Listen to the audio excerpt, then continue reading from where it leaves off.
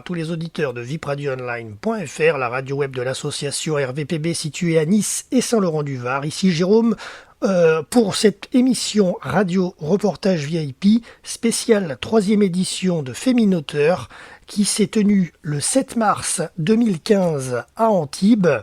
J'ai animé cette émission avec ma collègue animatrice Laurence Dionigi, qui d'ailleurs faisait partie de ce 3e Féminoteur puisqu'elle organisait et animait des tables rondes.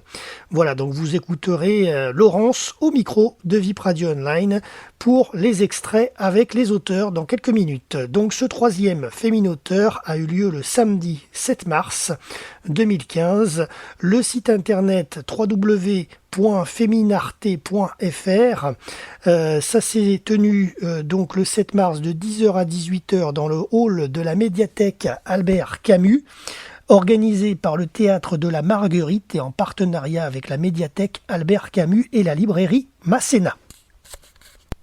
Alors le thème cette année de ce 3e Féminoteur, le voyage ici et ailleurs, il y avait entre 11h à 11h et 15h des lectures correspondances Alexandra David-Nil, 16h30 une projection et donc des tables rondes animées par Laurence Dionigi que vous allez pouvoir écouter en partie sur notre antenne web. Les invités, les auteurs invités présents, alors je vais vous en citer ceux que j'ai sous la main. Donc Nina Minizen, Damian Goudet, Laurence Dionigi, Aurélie de Gubernatis, Camille Manissalis, Nadia Roman, Françoise Laurent, Audrey Garnier, Malou Ravella, Teresa Bronn, Hélène Grosso, Barbara Lecomte, Angela Della Torre, Anne Sulivers, voilà. Et d'ailleurs, à travers cette émission reportage VIP en podcast sur notre chaîne YouTube VIP Radio Online, vous avez bien sûr toutes les photos que nous avons eues durant ce 3e Féminoteur. Donc n'hésitez pas à bien les regarder. Voilà, vous avez toutes les photos qui défilent actuellement durant cette émission radio. Alors concernant la programmation musicale de cette émission reportage VIP, nous écouterons 2 de nos artistes RVPB, à savoir M. Boudax et Alvaro Esdras. Alors sans plus attendre bien sûr, nous allons écouter les différents extraits de ces cafés littéraires sur ce 3e Féminoteur.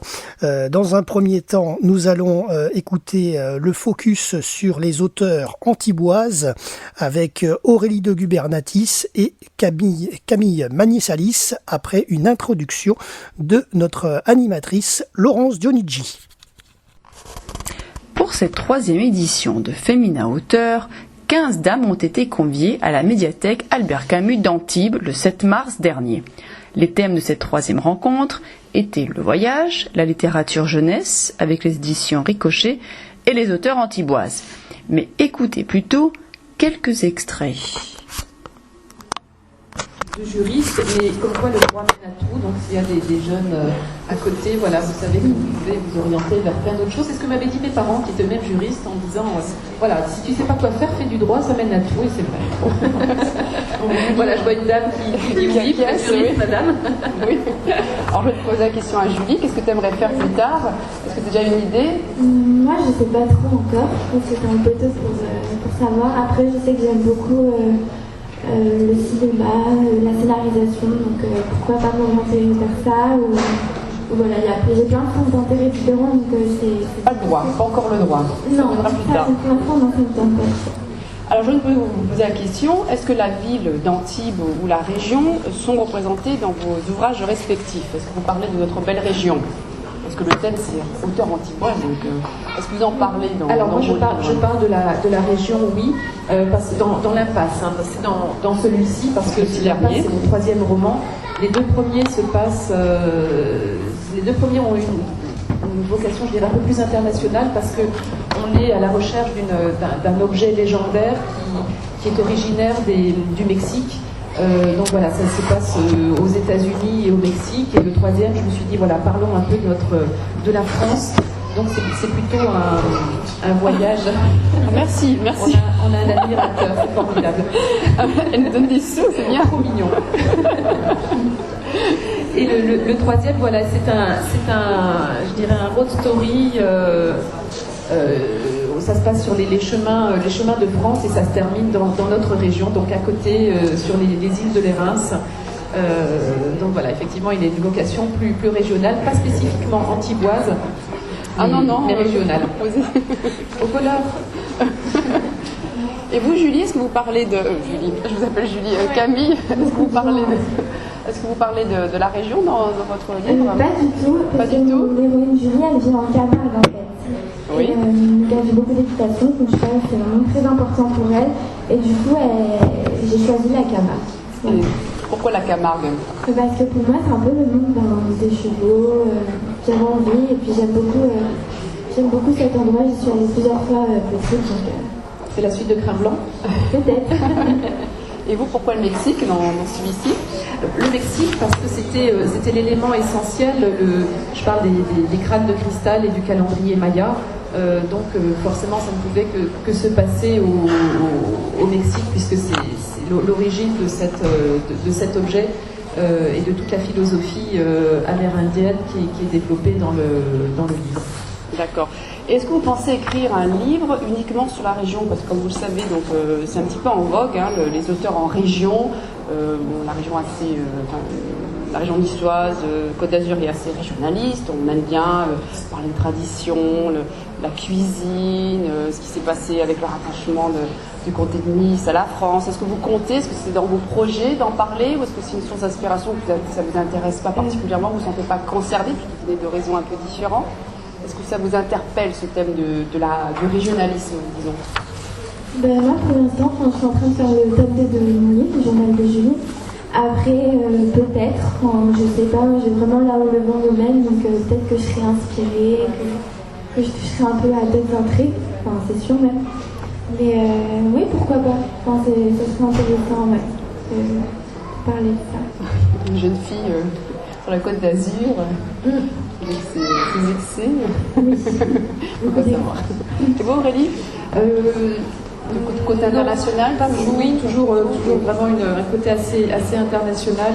Mon prochain va plutôt se dérouler. Il y a toujours une partie en France et une partie à l'étranger. Du bout de mes doigts, je t'adresse mes notes.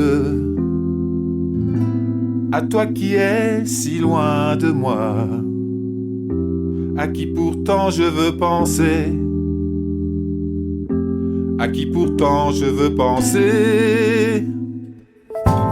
Écoute ma musique, écoute sa rythmique. Elles sont le lien et le chemin pour nous deux musiciens. Elles sont le lien et le chemin pour nous deux musiciens. Du bout de mes doigts, je t'adresse mes accords. À toi qui es si loin de moi,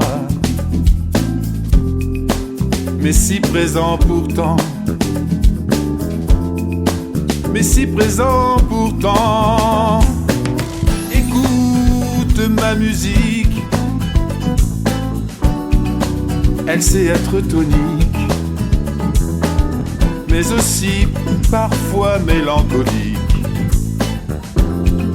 voire romantique. Elle est le lien et le chemin pour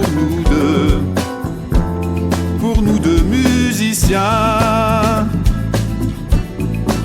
Pour nous deux musiciens.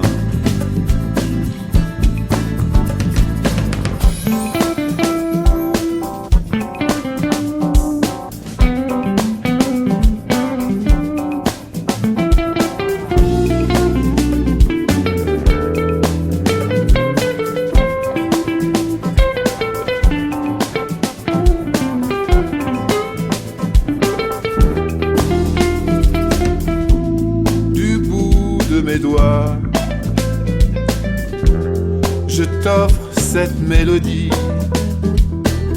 à toi qui es si loin de moi, mais si présent pourtant. Mais si présent pourtant. Écoute, écoute ma musique, écoute sa rythmique. Elles sont le lien et le chemin à tous nos rendez-vous manqués. Elles sont le lien et le chemin pour nous deux à tous nos rendez-vous manqués. Elles sont le lien et le chemin pour nous deux à tous nos rendez-vous manqués.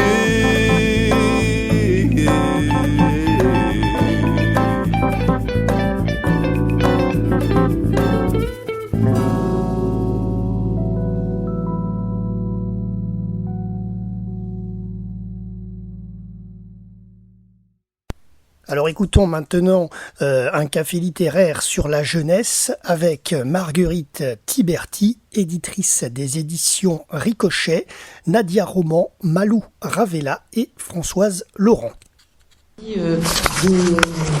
D'autonomie dans mon travail, et puis je suis quelqu'un qui a toujours été attiré par les livres, la lecture.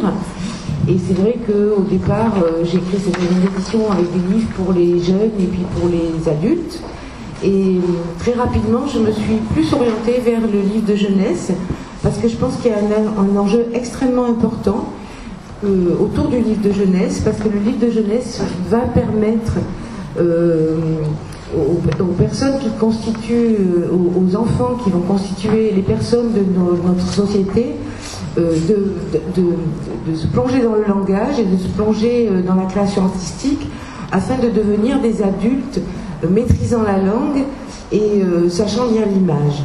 Donc je pense que c'est un enjeu qui reste capital aujourd'hui et qui le devient même de plus en plus. Et donc je suis confortée dans mon choix pour cette raison-là. Alors est-ce que vous venez de ce monde-là, le monde de l'édition? Parce que c'est un monde un petit peu à part. Alors j'ai été d'abord, j'ai fait de longues études de sciences, donc qui se sont terminées par une thèse en océanographie.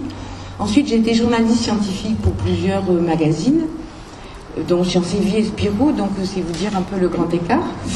Et puis, c'est quand j'ai eu ce désir d'autonomie, donc j'ai créé une maison d'édition où je pouvais réunir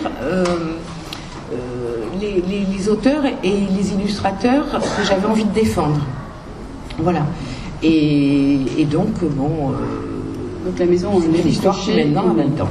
Alors justement, comment est-ce que vous avez fait votre choix pour les illustratrices, illustrateurs et les auteurs? Comment c'est défini? Comment est-ce qu'on choisit comment ça fonctionne? Parce qu'autant un roman, on peut envoyer un manuscrit, une nouvelle, on peut être séduit par l'histoire, le thème, l'intrigue, mais bon, un album, c'est une chose, mais comment ça se passe? Que c'est quelqu'un qui vient, par exemple Malou, Nadia ou Françoise, qui sont venues déjà avec clé en main un album, ou elles ont déjà des personnages, on va se poser la question après. Comment naît un album et qu'est-ce qui vous a séduit dans leur travail, qui sont tous les trois différents? Alors, d'abord, pour tous les auteurs des éditions du Ricochet, ce qu'on recherche, c'est des auteurs, parce que là, Malou, Nadia et Françoise sont auteurs de textes, ce qui est quand même primordial chez nous, quoi. Et on recherche des auteurs qui vont avoir une plume, qui vont avoir quelque chose à dire aux enfants, parce que bon, ça suffit pas de raconter une jolie petite histoire, il faut que cette histoire, elle porte, elle résonne en enfant, qu'elle soit lui permette de déclencher des apprentissages, soit qu'elle lui permette de déclencher des choses qui construisent sa personnalité. Donc c'est à la fois ce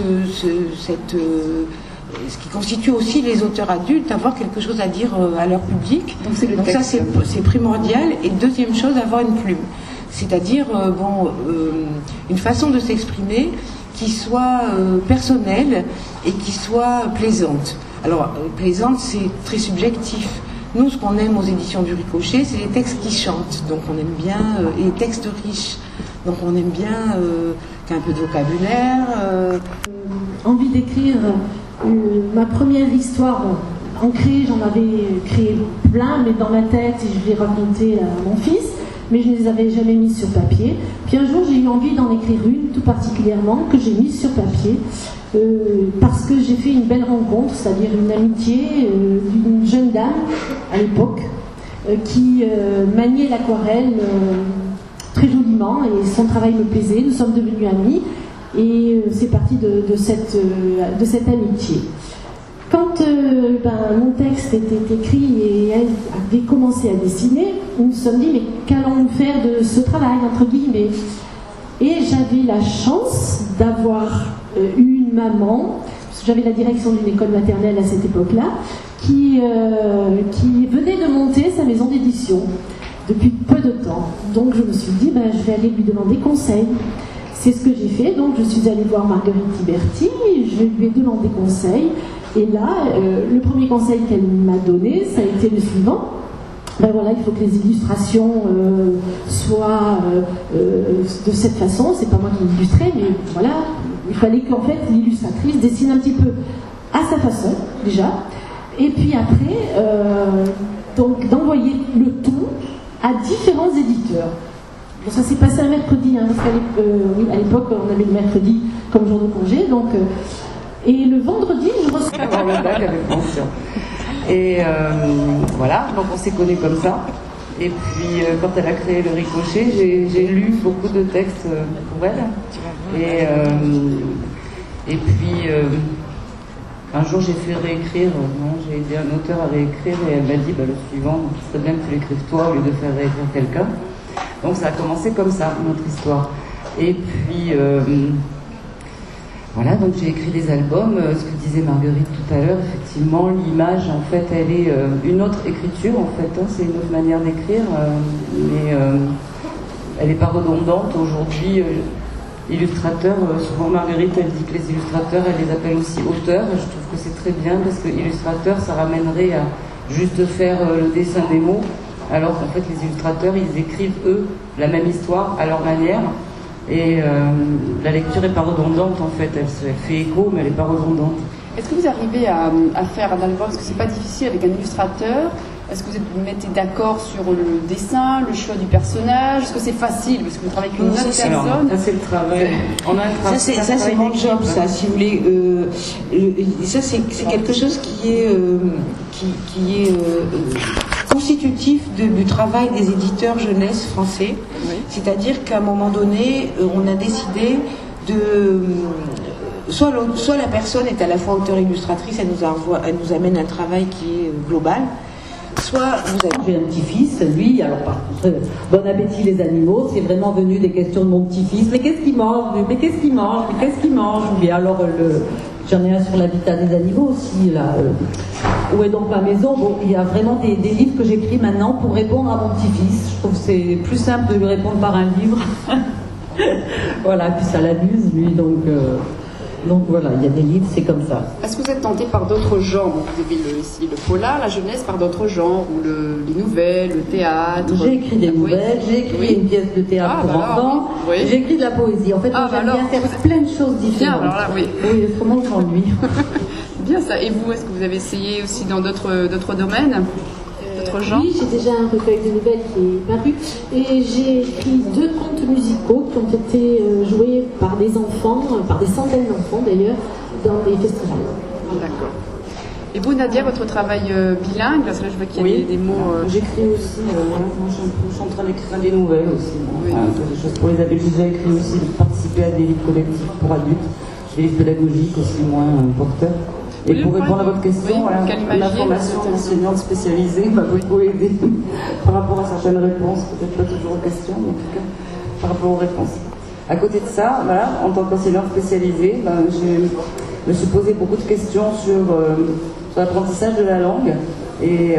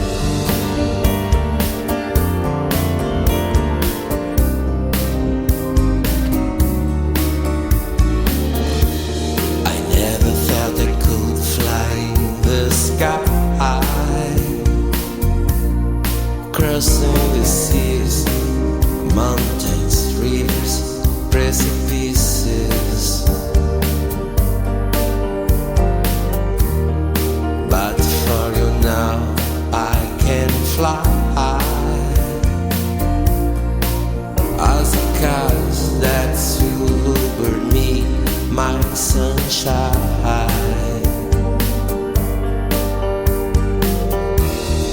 I will be what I am, only a dream, an illusion. The only secret, all the stars are temptation. It's not time to say goodbye. Closing the heart, hiding emotions not to cry.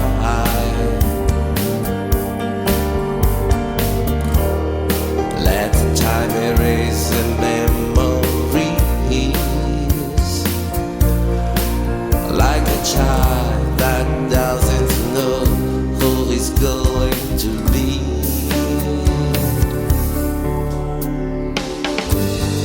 I will be what I am, only a dream, an illusion.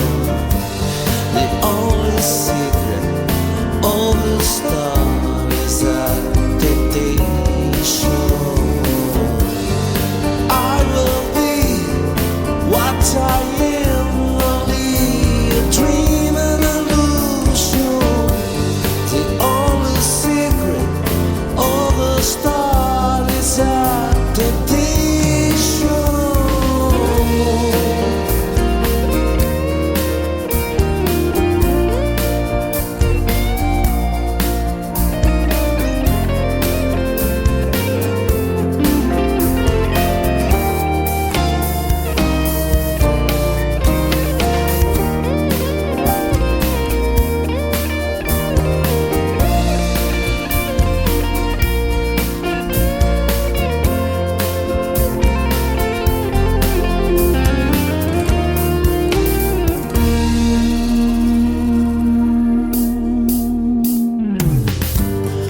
I will be what I am, only a dream, an illusion. The only secret, all the stars are temptation. I will be what I am, only a dream, an illusion. The only secret, all the stars are temptation. I will be what I am, only a dream, an illusion. The only secret, all the stars are temptation.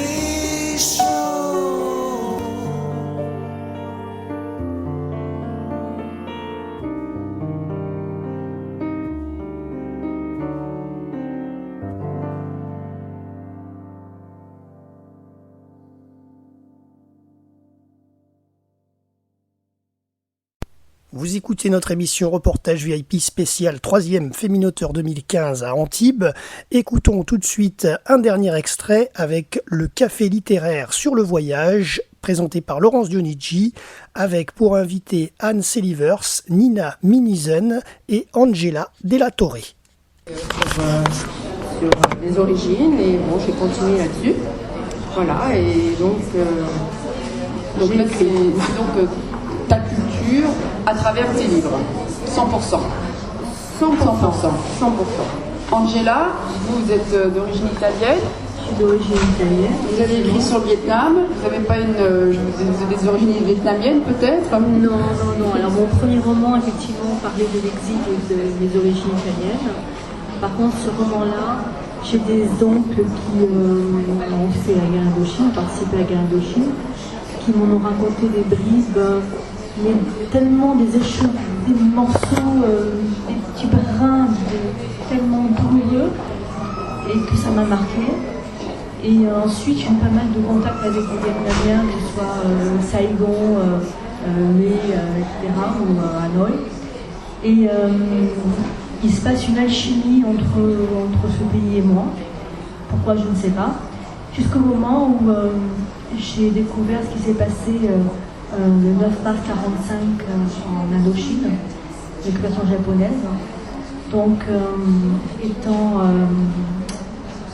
amatrice de l'histoire avec un grand H et de pages d'histoire méconnues. J'ai voulu en savoir un peu plus, je me suis penchée là-dedans et j'ai écrit un roman autour de cet événement. Et donc, l'élan du perpétuel. Ce livre retrace l'histoire d'une enfant qui a été maltraitée au sein de sa famille, qui est extraite de la cellule familiale par son patriarche gitan. Donc ce petit personnage, il y a un petit personnage, parce qu'on la voit de sa naissance jusqu'à sa vie de femme, va non pas raconter, parce que c'est pas un livre qui raconte, c'est un livre qui se vit. On va voir tout le cheminement d'une vraie construction d'identité. Nous arrivons au terme de cette émission reportage VIP spécial 3e édition de Fémine Auteur qui s'est tenue donc le 7 mars 2015 à la médiathèque Albert Camus de Antibes. Merci bien sûr à tous les invités de ce 3e Fémine Auteur et qui ont permis de diffuser leurs réactions dans les cafés littéraires sur notre antenne radio. Merci également à notre chroniqueuse et animatrice Laurence Dionigi qui a animé les débats de ce Fémine Auteur à Antibes. Merci à vous, chers auditeurs, bien sûr, de nous avoir écoutés. Et merci à tous nos artistes RVPB qui nous ont accompagnés durant la programmation musicale de cette émission. Et à bientôt sur l'antenne du www.vipradioonline.fr pour un prochain reportage.